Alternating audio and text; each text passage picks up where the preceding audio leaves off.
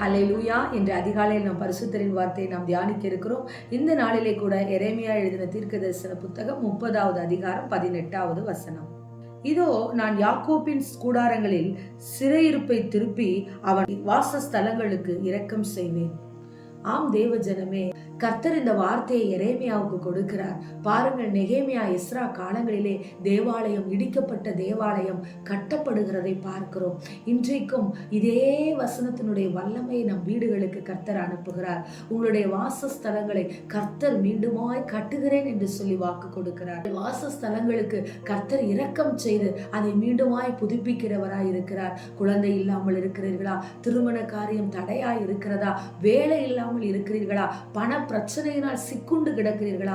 வியாதி படுக்கையிலே கிடக்கிறீர்களா? கர்த்தர் உங்கள் சிறையிருப்பை திருப்பி உங்கள் வாசஸ்தலங்களிலே கேட்ட இதோ கூக்குரலை மாற்றி உங்களுக்கு இரக்கம் செய்வார்.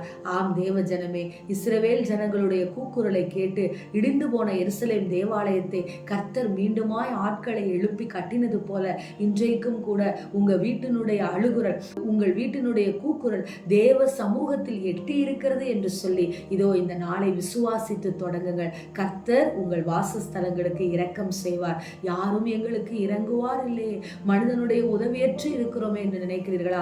கர்த்தரே இந்த நாளிலே, உங்களை படைத்த தேவனை இந்த நாளிலே உங்களுக்கு இரக்கம் செய்வேன் என்று சொல்லி வாக்கு கொடுக்கிறார்.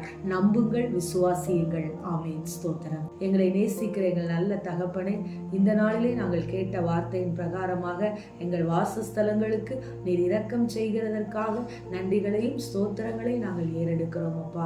அந்த இரக்கத்தை உங்க நாமத்தினாலே நாங்கள் பெற்றுக்கொள்கிறோம். இயேசுவின் நாமத்தில் ஜெபிக்கிறோம் நல்ல பிதாவே. ஆமென். Praise the lord. ஹல்லேலூயா.